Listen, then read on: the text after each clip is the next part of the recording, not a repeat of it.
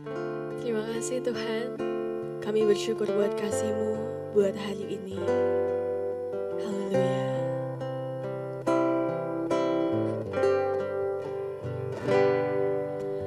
Bapa,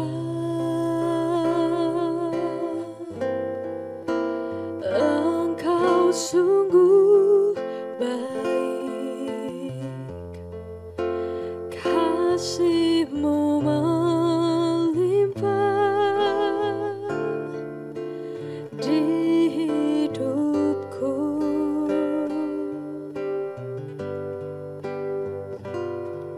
Bapa, ku berterima kasih berkat-Mu hari ini yang Kau sediakan bagiku. Ku naikkan syukurku buat hari yang Kau beri, tak habis-habisnya kasih dan rahmat-Mu. Selalu baru dan tak pernah terlambat pertolongan-Mu, besar setiamu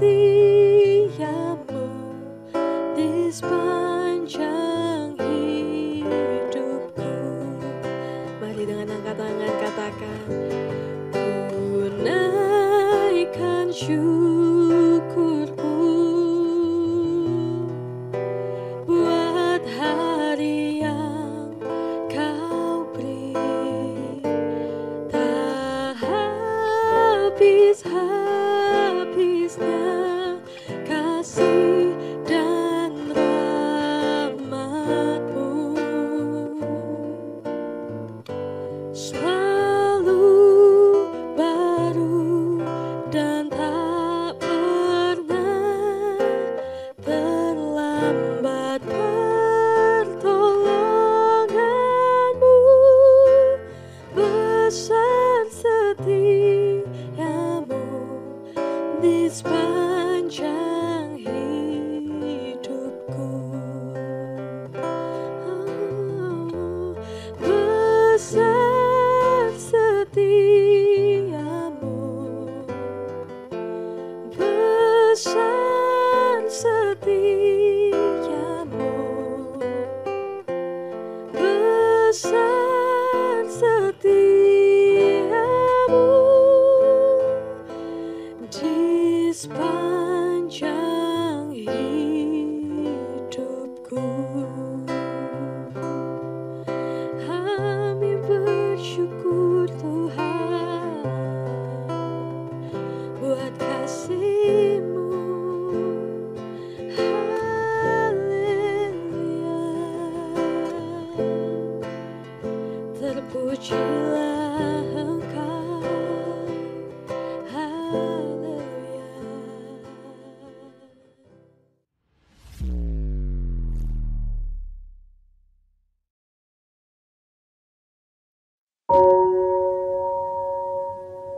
Shalom saudara, jumpa lagi dalam program Today Sermon hari ini. Senang sekali bisa berbagi kebenaran firman Tuhan bagi saudara. Hari ini firman Tuhan terambil di dalam Lukas pasal 19 ayat 5 dan 6 yang berkata demikian. Ketika Yesus sampai ke tempat itu, ia melihat ke atas dan berkata, "Sakeus, segeralah turun, sebab hari ini aku harus menumpang di rumahmu." Lalu Sakeus segera turun dan menerima Yesus dengan sukacita. Saudara, beberapa waktu yang lalu di Kota Palu kita kedatangan Presiden Joko Widodo. Kedatangan Pak Presiden sungguh mengundang antusias yang besar bagi setiap warga Kota Palu.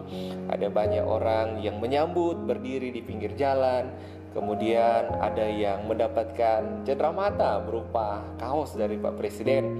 Kemudian Pak Presiden berkunjung di pasar. Kemudian ada banyak orang berbondong-bondong mau melihat Pak Presiden Joko Widodo, dan berapa orang berharap bisa bertemu, berfoto bersama, bahkan mungkin mendapatkan hadiah dari Pak Presiden.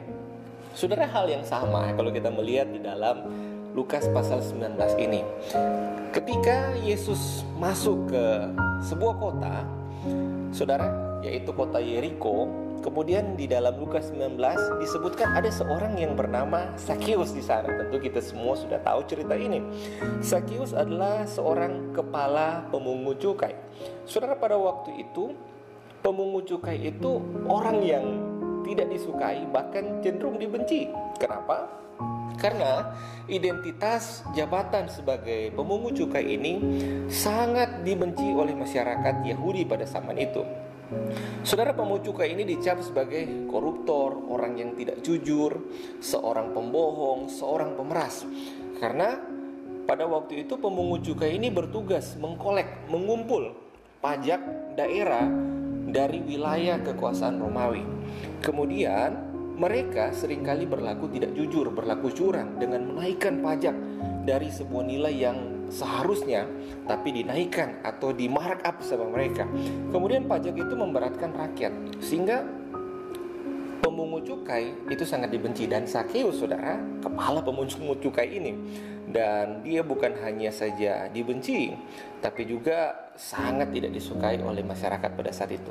Ketika Yesus masuk ke kota Yeriko, saya percaya sama seperti Presiden Joko Widodo tadi, ada banyak orang ingin berjumpa dengan Yesus. Ada banyak orang yang tertarik melihat seperti apa Yesus. Mungkin ada banyak orang yang ingin menyentuh Yesus. Ada banyak orang yang ingin bercerita, bercengkrama dengan Yesus.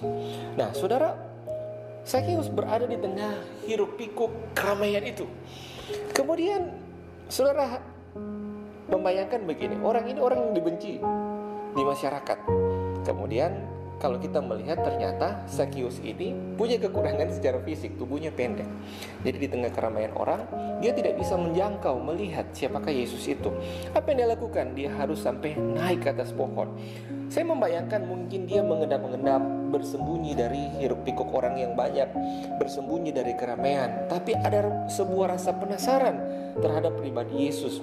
Dia mendengar bagaimana Yesus menyembuhkan orang yang sakit. Dia mendengar Yesus pribadi yang penuh kasih.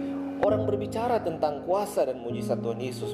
Kerinduan untuk berjumpa dengan Yesus. Sampai satu ketika di hiruk pikuk banyak orang, Yesus terhenti langkahnya. Kemudian dia memandang ke atas pohon. Kemudian dia berkata kepada pribadi Zakheus di ayat yang kita baca tadi, "Zakheus, segeralah turun, sebab hari ini aku harus menumpang ke rumahmu." Ayat 6, Zakheus segera turun dan menerima Yesus dengan sukacita yang besar. Saudara, kenapa Zakheus sangat bersukacita ketika Yesus memanggil namanya, ketika Yesus menunjuk dia dan menyuruh dia turun, bahkan Yesus berkata akan menumpang di rumahnya. Saudara bayangkan, pribadi ini pribadi yang dibenci oleh masyarakat, orang yang ditolak oleh keramaian, orang yang dicap penjahat, tokoh yang tidak dianggap di tengah-tengah masyarakat. Tetapi Yesus memilih dia untuk menumpang di rumahnya. Saudara baca ayat 7, tetapi semua orang melihat hal itu justru bersungut-sungut. Saudara, arti kata nama Zakheus sendiri, Zakheus itu artinya adalah yang murni, yang saleh. Tapi saya percaya orang pada zaman itu jarang memanggil nama Zakheus. Orang mungkin memanggil dia si koruptor, si pembohong, si penjahat. Tetapi hari itu secara khusus Yesus memanggil dia Zakheus, orang yang hatinya murni, orang yang saleh. Kemudian Zakheus dipilih Tuhan untuk menginap di tempatnya. Saudara, mungkin hari-hari ini engkau sedang tertolak, engkau sedang merasa berdosa, engkau sedang merasa tidak layak, engkau mungkin disepelekan orang, engkau mungkin tidak masuk hitungan di hadapan orang. Orang mungkin menjudge engkau terhadap apa yang engkau perbuat. Mungkin engkau merasa berdosa, bersalah karena berbuat hal yang keliru, kesalahan, dosa. Tapi saya mau bilang begini lewat kisah Zakheus, bahwa Yesus itu tidak memandang perbuatan, tapi Yesus melihat jauh ke dalam hati. Dan Yesus datang justru bukan untuk orang-orang yang terbaik, orang benar, orang suci, tapi Yesus datang untuk setiap kita yang berdosa. Dan ketika kita berjumpa dengan pribadi Yesus, Yesus pun berkata, "Hai engkau yang dikasihi, hai engkau yang dikenan, hai engkau yang saleh." Padahal posisi kita sebenarnya pada waktu itu masih berdosa. Jadi lewat kisah Zakius ini kita belajar bahwa perbuatan tidak menentukan perkenanan Tuhan. Saudara, mungkin kita berpikir kita berbuat terbaik, hal yang benar supaya kita dikenan Tuhan. Saudara, mungkin itu pemikiran yang tidak keliru, tapi mungkin menurut saya tidak tepat. Kalau kita berbuat baik, kita berbuat benar supaya kita mendapatkan perkenanan Tuhan. Sementara saudara, jauh sebelum kita berbuat baik, kita berbuat yang benar, Tuhan sudah lebih dulu mengasihi kita. Artinya Tuhan mengasihi keberadaan kita walaupun kita masih berdosa sekalipun. Justru lewat perjumpaan dengan Kristus kita diubahkan supaya kita hidup benar. Ketika kita berbuat benar, ketika kita berbuat apa yang kudus, yang berkenan, bukan supaya kita dikenan oleh Tuhan, supaya Tuhan tertarik kepada kita, tetapi justru karena Tuhan sudah mengasihi kita lebih dulu, makanya kita berbuat hal-hal yang benar. Kalau hari ini engkau merasa dunia menolakmu, engkau sudah melakukan banyak hal yang salah, banyak hal yang keliru, pastikan engkau berjumpa dengan Kristus. Ketika engkau berjumpa dengan Kristus, setiap dosa, pelanggaran tidak lagi dilihat oleh Tuhan, tetapi Tuhan justru mencari hati yang haus, yang rindu berjumpa dengan pribadinya. Ketika kita berjumpa dengan Dia, saya percaya Roh Kudus akan mengubahkan hidup kita. Ketika engkau sedang sendiri, merasa berdosa dan ditinggalkan, cari Tuhan, berjumpa dengan Yesus. Dialah yang sanggup mengubahkan kita. Dialah yang sanggup mengangkat kita dari lumpur dosa kepada kemuliaan. Amin untuk firman Tuhan. Mari kita berdoa. Tuhan Yesus, ampuni kami dalam setiap kesalahan, setiap kekurangan, setiap dosa kami Tuhan. Sebab kami orang yang berdosa, kami butuh pribadi-Mu yang mengubahkan kami. Ketika kami berjumpa dengan Tuhan, maka kami akan beroleh kasih karunia dalam Yesus Kristus Tuhan. Dosa kami diampuni, bahkan hidup kami diubahkan. Biarlah hari ini setiap jemaat Tuhan berjumpa secara pribadi dengan Yesus, dan hidup mereka diubahkan, dan mereka mengalami kasih anugerah dalam Kristus Yesus Tuhan. Dalam nama Yesus kami berdoa. Haleluya. Amin. Tuhan Yesus memberkati.